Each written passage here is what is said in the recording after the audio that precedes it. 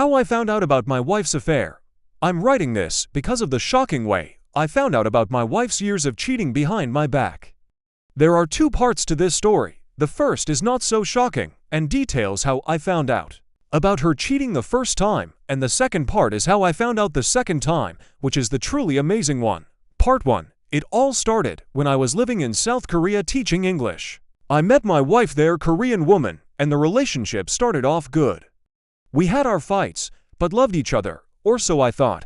After a few years of marriage, we decided to move to the USA. I was tired of teaching English as a profession, and she wanted to be a nurse in the US. She was an emergency room nurse in Korea.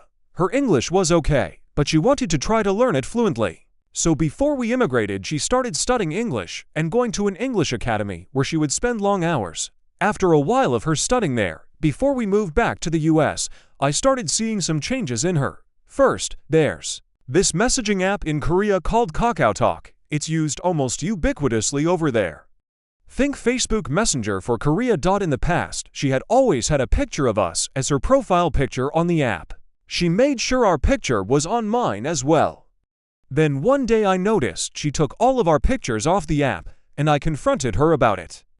I forget what excuse she made, but when I asked her to put our picture back up there, she absolutely would not. I think she made it seem like it wasn't a big deal, and I was making too much out of it. I knew something had changed, and I noticed her attitude toward me was more confrontational and demeaning during this time. I still didn't suspect cheating, however.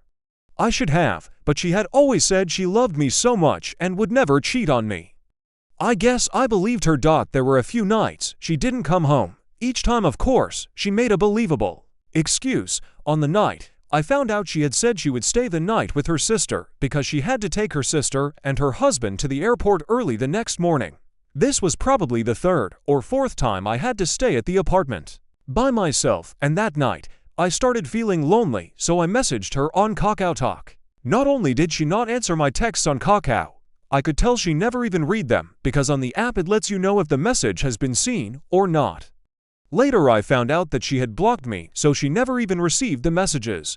I called and got no answer. I waited a bit longer and called again. Still no answer, of course. Also on Kakao it will show you who's currently on the app. I saw that her sister, who she said she would stay with, was on the app.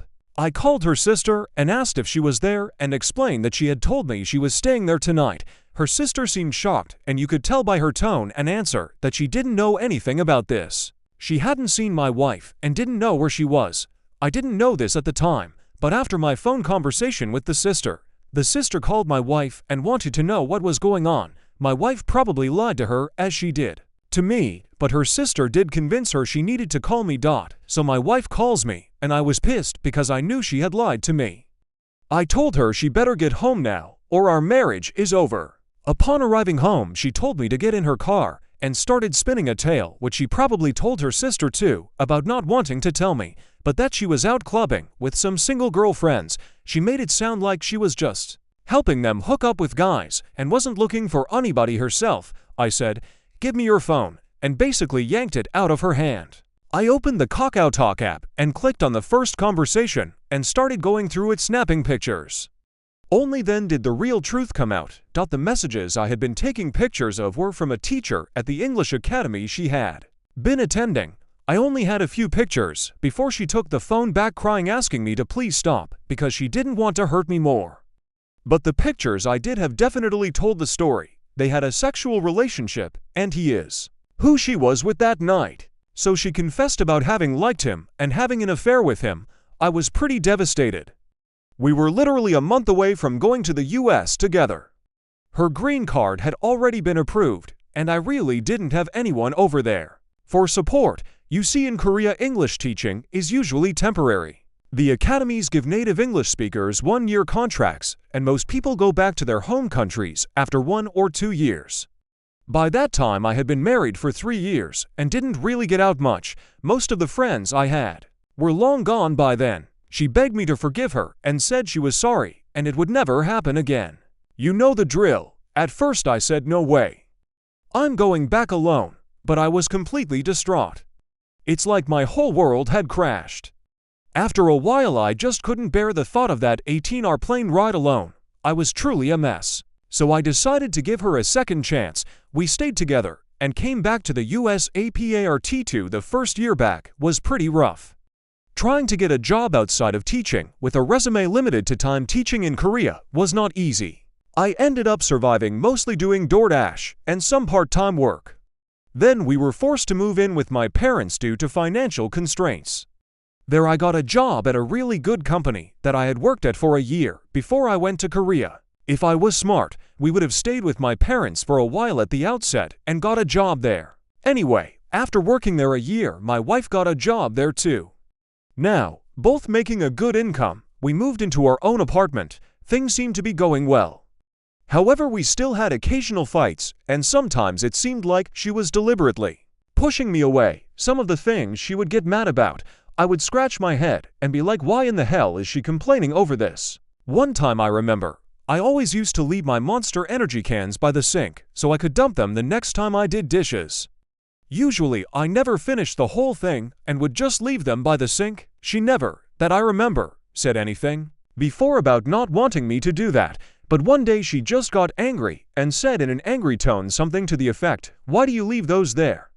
I told you not to do that. Dump them in the sink right now, or next time I will pour them all over your pillow." When she got angry, she was very demeaning towards me and said some nasty things. She would apologize later, but due to our continued arguments and distancing, we did decide to get divorced around fall of 2024. She had been going back to Korea for a few weeks to visit her family and friends almost every year since we moved to the US. That year, 2024, she was going back in the winter. Our divorce proceedings were still going through at that time. We were still living together because neither of us had the money to cut our lease and move out. And we were living as friends, even friends with benefits. I still loved her after all. While she was in Korea, one day she called me crying and told me she had received an angry Kakao Talk call from the wife of the man she cheated on me with for years earlier. My wife claimed she confessed to the woman everything that had happened between them. Later she said the woman sent her a legal notice threatening to sue her. That's right, even though adultery is not a criminal offense in South Korea, apparently. He apologized, of course, and was very sincere. He told me they had met when she went back to Korea in late 2024. She had contacted him the day after arriving to Korea and wanted to meet. At the time, he was trying to have a second baby with his wife and didn't really want to meet her, but he was worried that if he ignored her, she might escalate the situation further and even involve his wife. They had lunch together, and she wanted to have sex with him, but he pretended to ignore her and dropped her off at a subway station. A few days later, she texted him saying she still had deep feelings for him and asked if he felt the same way. She wanted to meet and have sex, trying to finally make things clear. He told her directly that he did not have any such feelings for her and did not want to meet her again. That's when apparently my wife went into a fit of rage. My wife must have got his wife's phone number from his car, or maybe looked her up by name on Kakao. It turns out my wife is the one who contacted his wife and confessed everything. I know because I asked the man for proof. He sent me pictures of the messages my wife sent to his wife on Kakao. So it turns out that that man's wife would have never known if my wife hadn't reached out to her. After his first email to me, before he even replied to my follow-up questions, it just clicked in my mind. What he was saying was way more believable than what my wife had been telling me. Something had indeed happened between them the last time she visited Korea. The confession my wife made to his wife is legendary. After feeling betrayed by him, she explained everything to her. It details how they continued communicating through Instagram, Snapchat, Google Docs, etc. Through all these years, they met in 2023 when my wife went on a trip to Korea, and my wife even booked the hotel. It's very clear from her confession that she was deeply in love with this man. She had even been getting online tutoring, sexual talk lessons from him until about summer 2024. All this time, she had claimed that there was absolutely no contact between him and her since the original cheating took place in 2020. Now, armed with the proof and still in shock, I knew I had to confront my wife and give her one last chance to confess. So I told her that something's been bothering me. I explained that the timing of his wife finding out about their for year prior cheating